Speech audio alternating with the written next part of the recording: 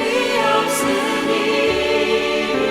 살아가는 이 모든 순간이 주 은혜임을 나는 믿네. 성경의 숲을 걷다. 오늘은 잠언 21장입니다. 오늘 잠언 21장은 공의와 정의의 내용이 주를 이루고 있는데요. 공의로 번역된 츠타카와 정의로 번역된 미슈파트라는 단어는 곳곳에 흩어져서 등장하며 많은 내용이 공의와 정의에 대한 내용을 다루고 있습니다. 1절은 세상을 통치하는 권세는 모두 하나님의 통찰이 있다고 말합니다. 왕은 이 땅에서 가장 큰 권력을 가진 자예요. 그렇다면 여호와의 관계는 어떨까요? 왕과 여호와의 관계에서 왕은 보통 인간과 같은 것입니다. 즉, 왕도 철저하게 여호와의 뜻에 따라 움직일 수밖에 없습니다. 다시 말하면 왕은 절대적 권한을 가진과 동시에 절대적으로 자유로운 자인데요. 그래서 누구도 그의 마음을 통제할 권한이 없습니다. 그러나 잠언은 왕을 여호와의 손에 있는 본물과 같다고 소개합니다. 본물은 농사 등에 사용하기 위하여 물을 끌어오는 도랑을 의미합니다. 그래서 물은 길이 놓인 대로 따라 흘러갈 뿐인 거예요. 여호와에게 왕은 이와 같다는 것입니다. 즉, 여호와의 의도대로 움직여야 하는 존재라는 사실입니다.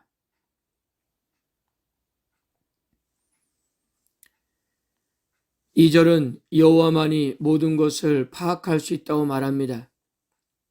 사람들은 모두 자신이 한 일은 정직하다며 자신을 정당화시키는 예가 많습니다.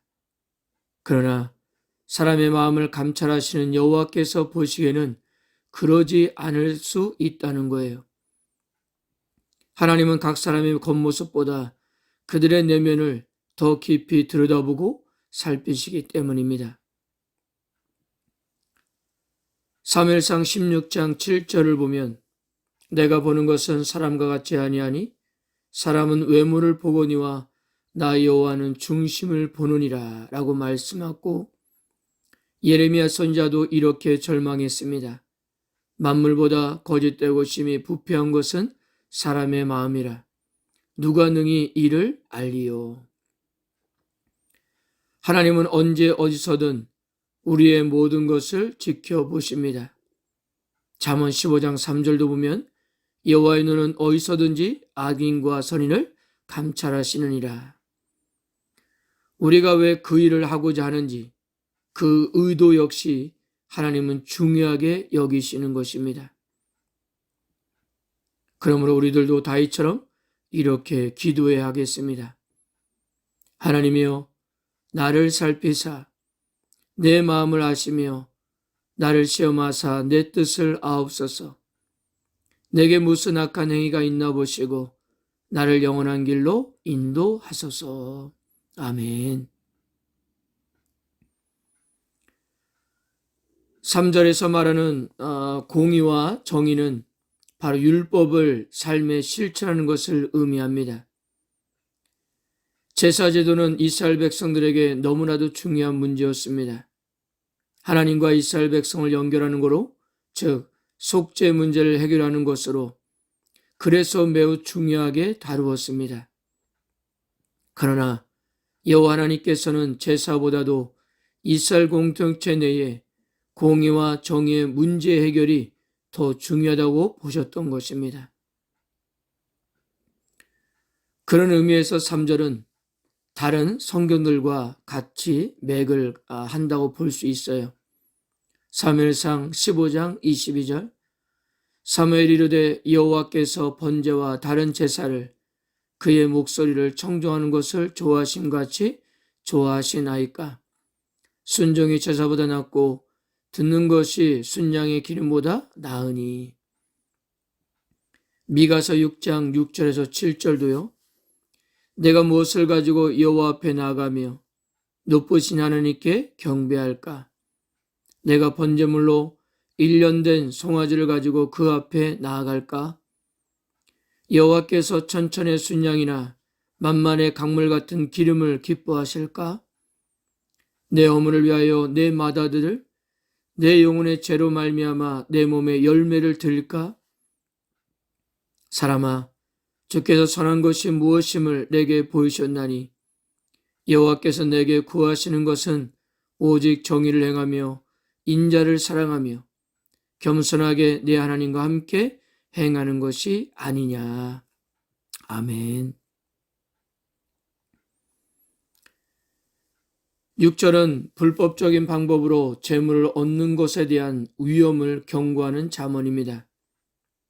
즉, 속이는 말로 재물을 쌓는 일에 부당함을 경고하는 것인데요. 불의한 재물의 결과는 죽음이란 점을 분명히 합니다. 거짓말로 인하여 재물을 축적하는 행위의 결과는 두 가지에 비유했습니다. 첫째, 입김을 쫓는 거예요. 안개로 번역된 헤벨은 사람의 입에서 나오는 입김과 같은 것으로 금방 사라지는 것들을 의미합니다. 전도서에서는 이 단어를 헛된 것으로 번역했습니다. 즉, 불의로 쌓은 재물은 곧바로 사라질 것이라는 뜻입니다. 둘째는 죽음을 쫓아가는 건데요. 정의로운 재물의 추구는 긍정하지만 거짓으로 인한 재물 추구의 결과는 죽음이라고 강조하는 것입니다. 7절은 악인의 폭력성에 대한 잠언입니다. 악인이 저지르는 폭력은 스스로 소멸한다는 말인데요. 소멸하다라고 번역된 가라르는 강탈하다, 낚아채다를 뜻합니다. 즉, 악인의 폭력은 스스로 강탈할 것이라는 의미예요. 왜냐하면 폭력은 또 다른 폭력을 가져와 궁극적으로 스스로 망하게 될 것이기 때문입니다.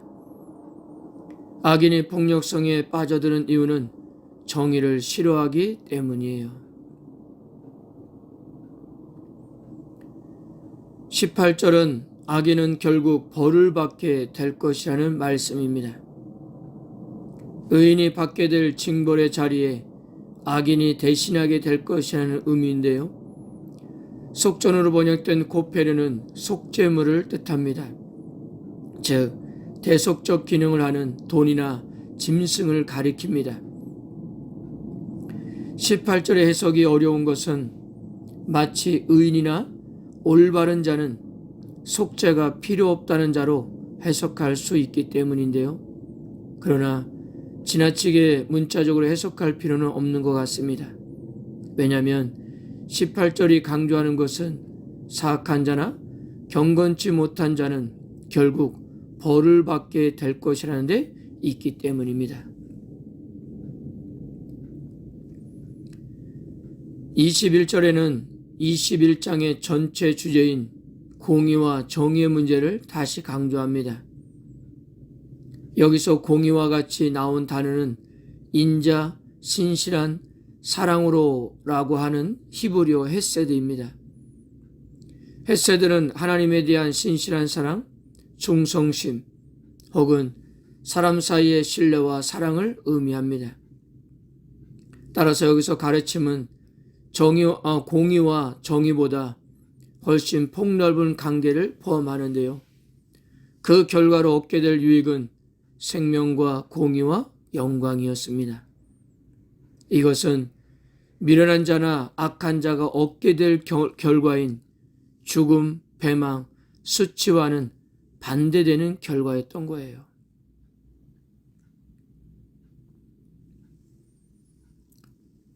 사랑하는 성도 여러분, 하나님은 세상과 모든 인생의 주관자이십니다. 인류의 역사뿐 아니라 인생의 내면까지 두루 살피십니다. 즉, 하나님은 거대한 역사만 간장하는 것이 아니라 인생의 사소한 순간과 내면도 두루 살피시며 아십니다. 그러므로 우리들은 지혜로운 인생이 되기 위해서는 먼저 하나님께서 내 인생의 주관자이자 주인이심을 믿어야 합니다. 그리고 매일 구해야 할 것은 바로 하나님의 뜻입니다. 가난하든 부하든 우리의 최우선적 관심은 내 계획의 성공 여부가 아니라 주님의 뜻이 되어야 합니다. 우리에게는 언제나 선택의 순간이 다가오는데요. 바로 오늘도 그렇습니다. 바로 그때 이것이 하나님의 뜻일까? 이것을 통해 하나님이 기뻐하실까를 한번 질문해 보세요. 우리들 마음에 평안이 찾아오면서 기쁨으로 일을 감당할 수 있을 것입니다. 그렇게 할 때 오늘도 우리는 하나님을 기쁘시게 하는 인생으로 살아갈 수 있을 것입니다. 아멘.